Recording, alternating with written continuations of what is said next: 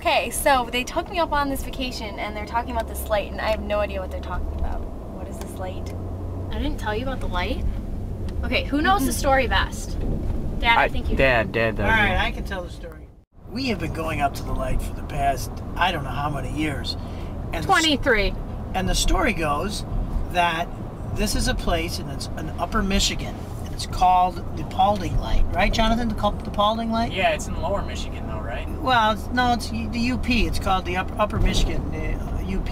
Oh, okay, cool. In any event, supposedly the wives' tale goes that there used to be a railroad line that went along alongside of this street, and there was an old railroad guy, and somehow he lost his head, and he is still to this day looking for his head.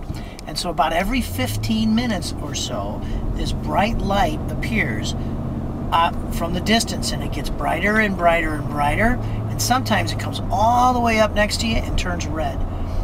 And it's very, very strange. And of course, Karen, we've been out there many times where we've met with some people and they've told us some very strange things. So maybe you could explain to Anna some of the strange things that they said. But one of the things I wanted to mention is that the University of Michigan, there's been college students that have studied this, and it's an absolute phenomenon that has been unexplained to this date. They do not have a solid explanation for why that has happened. Even went there, I think. Yes, they did, and it made it very popular. In fact, I know when we get there, there will be a bunch of people there, and I know for a fact that it's a scary place because Taylor has yet to walk down the path. She always says she's going to make it, and then she chickens out at the end and goes screaming up the path. So, you know, I really want to walk down this whole thing. I know you had an issue with it last year, but we're definitely doing it this year. The only way I'm doing it is if I'm in the middle. Deal.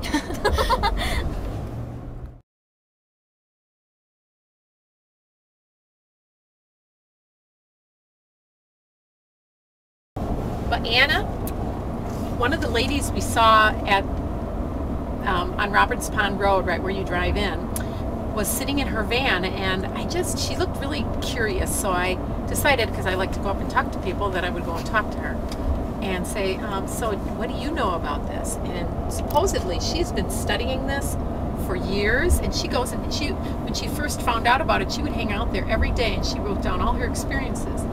And some of the things she said is that there's orbs, and it's like the area, not only with this light and the possibility of the ghost, but there's like an energy source, and there might be several across the United States, and that spot right there happens to be one of them, is what her research has shown. And she says that so it's kind of a spiritual place too, where there's little orbs that float around the area, and there's a portal where they think that some of the shadow people go into right down by the river. And she says, and then over to the right, and it's over in the woods, there's a gray man, she called it. And, you know, I didn't think anything of it. And when she told all this stuff, I'm like, wow, that's really cool. But, you know, all right, I've never seen it. You know, I think I may have seen an orb or two when Taylor was little. Taylor thought she saw an orb. So last year we went up with Taylor's friend Annie and Jonathan's friend Matthew, and they were all excited to go. And so all of us decided we were going to go walk down to find out, you know, where the portal is by the river.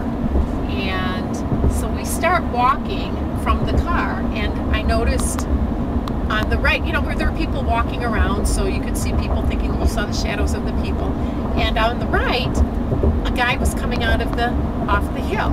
And I said, oh, there's a guy coming from the hill. And I'm thinking to myself, why is he up there? I wouldn't go up there. Right, it's scary. And all of a sudden, I got the creepiest feeling because he walked down the hill and there was nobody walking in front of us.